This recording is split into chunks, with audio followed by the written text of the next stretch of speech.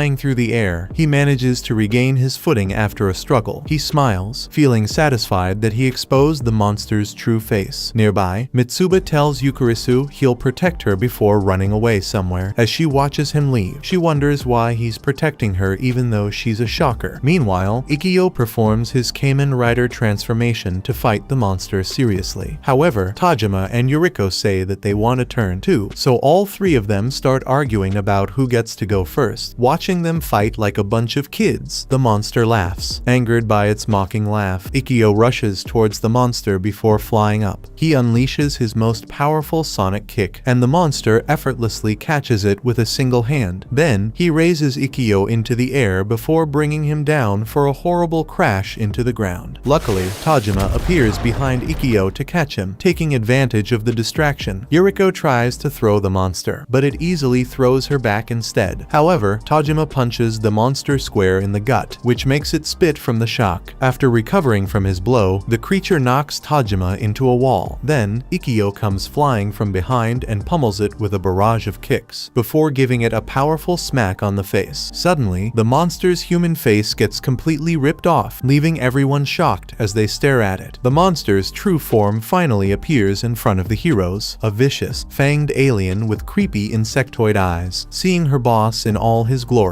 Yukarisu trembles in fear, while the monster challenges Ikkyo to attack again. As Ikkyo trembles in fear, the creature raises his hand to attack, warning that he'll chop his head off. It unleashes a terrifying punch at Ikkyo, who instantly jumps back to save his life. The destructive force of the monster's punch leaves a crater in the ground, stunning everyone. However, it refuses to let Ikkyo go and jumps at him to finish him off. As his impending doom approaches, Ikkyo closes his eyes, but suddenly, a metal cable restrains the monster. Soon, more coils of rope wrap around the monster and pull him back, so everyone turns around to see who did it. They find Mitsuba standing there with a Kamen Rider mask on his face. Yukarisu wonders if it's really him. When Mitsuba nods, Tajima watches in shock, realizing that he has transformed into Riderman from Season 4 of Kamen Rider. Yukarisu points out that Mitsuba just changed clothes, but he corrects her, saying he actually transformed. Mitsuba shoots the full coil of rope from his rope launcher, restraining the monster completely. With the monster bound, he tells everyone to escape as soon as possible. Knowing they're outmatched, the heroes get up to leave, but suddenly, Yukarisu asks Mitsuba why he decided to become a Kamen Rider. As he realizes she's interested in his backstory, Mitsuba stops everyone to yap about it despite the life-threatening monster being 5 meters away from them. Mitsuba recalls watching Kamen Rider with his brother, where V3 lost his entire family to the Shockers. As he fought against the villains, V3 got severely injured during a battle. Because he had lost his ability to fight, V3 asked Kamen Riders 1 and 2 to turn him into a cyborg so he could continue fighting. Because V3's backstory resonated with their own, the two boys got inspired by him and decided to take him as their role model. However, Ikkyo never let Mitsuba act as V3 when they played, dominating him as the older brother. Seeing his brother so passionate about V3, Ikkyo told him that if he wanted to transform, he needed to beat him in a fight. Thinking he just got a golden chance, Mitsuba instantly attacked him. However, Ikkyo easily punched him down and walked away, leaving the young boy frustrated. Despite his humiliating loss, Mitsuba never gave up and continued challenging his brother, even as the years went by. Several years later, as both of them had grown up, Mitsuba reminded his brother of his promise. Ikkyo accepted his challenge once again and lunged to attack. He bombarded Mitsuba with a barrage of punches, but that time, he actually managed to catch his fist. Then, Mitsuba kicked his brother away, surprising him with his Aikido technique. The battle continued for hours, as both brothers fought evenly, exchanging blows with each other. As it was getting late, neither of the two could defeat the other. Panting with exhaustion, Mitsuba begged Ikkyo to let him be V3 as well. However, Ikkyo wiped his nose, saying that only the person with the strongest belief in V3 deserved to be him. He proudly announced that he was the person who loved V3 the most, so Mitsuba could only become Riderman. Suddenly, Ikkyo raised his hand to break Mitsuba's right arm. As Mitsuba flinched, Ikkyo stopped his attack, considering his brother's feelings. However, he just broke his left arm instead, which left the poor boy in a sling. Once they went back home, Mitsuba wondered why Ikkyo was so proud of breaking his left arm. After giving him the Riderman mask, Ikkyo asked him if he understood why, but Mitsuba still couldn't figure figure it out. Then, Ikkyo explained that Mitsuba is the younger brother, so it makes sense for him to be Riderman, who is V3's partner. In the show, Riderman was a talented scientist, but his boss got jealous of him and dissolved his right arm in acid. However, another group of scientists admired Riderman's talent, so they arranged a surgery for him to install a rope launcher on his arm. Although Mitsuba finally understood Ikkyo's reasoning, he wondered why he had broken his left arm. Ikkyo explained that he was actually being kind to him by breaking his left arm because Mitsuba was naturally right-handed. As Ikkyo told Mitsuba, he had truly become Riderman in reality. He shed tears in emotion. To thank his brother for his dumb kindness, Mitsuba returned the favor by punching him with his right arm. In the present, Mitsuba has finally finished the story, and Yukarisu asks him if he was alright with being Riderman instead of V3. He reveals that although he didn't like being Riderman at first, he fell in love with the character because Riderman was just a normal human. Instead of having cyborg attachments that increased his powers, Riderman used his knowledge and rope launcher to perform heroic acts on par with the rest of the Kamen Riders. Tajima wonders if Mitsuba designed his rope launcher himself, and he nods. However, he reminds everyone that they need to escape the area, but all of them hesitate for a bit, watching them all linger. Even the monster man gets confused. As they start running away, the creature uses his telepathy to order Yukarisu to kill Mitsuba. Yukarisu freezes after hearing her boss's order. Mitsuba turns back toward her, and Yukarisu hesitates for a moment before her mind suddenly goes blank. Suddenly, she punches Mitsuba to the ground, and the rest of the heroes stop to see what happened. On the ground, Mitsuba is shocked to see his lover betray him again, but she mounts him and mercilessly starts punching his face. Watching the shocker turn on their friend, the other heroes rush to help. However, Mitsuba stops them, saying he'll settle the problem with his girlfriend himself. Mitsuba grabs Yukarisu's hands to stop her, but she struggles free and launches a powerful punch at him. Seeing that he's got no choice, suddenly, Mitsuba declares his undying love for her, which stops her immediately. While Yukarisu struggles with her emotions, Mitsuba apologizes to her for being unable to make his choice in front of his brother. Feeling guilty for his weakness, Mitsuba tells her that he loves her, even if she's a shocker, even under her boss's control. Yukarisu hesitates because of Mitsuba's passionate words. Suddenly, he drops a bomb by declaring that he's going to marry her. While Yukarisu stares in shock, the rest of the heroes are also stunned by his bold proposal. Finally, Yukarisu's feelings of love completely overpower her boss's orders, and she breaks free from the mind control. Tearing up from emotion, she screams in joy and hugs Mitsuba, saying that she loves him as well, while Yukarisu completely loses control and starts showing shameless affection in public. Spider-Man begins to struggle against his restraints. A dark aura suddenly surrounds the monster, and somehow, it breaks free from the reinforced cables that were strong enough to hold back literal tanks. Enraged to the extreme, the monster unleashes its full power, transforming its body into a muscular and hairy form. As the final form beast stares down the heroes, they all instantly react with pure excitement, overjoyed to witness a real humanoid monster standing before them. That was episode 5. Subscribe to not miss the next part and watch the next video on screen.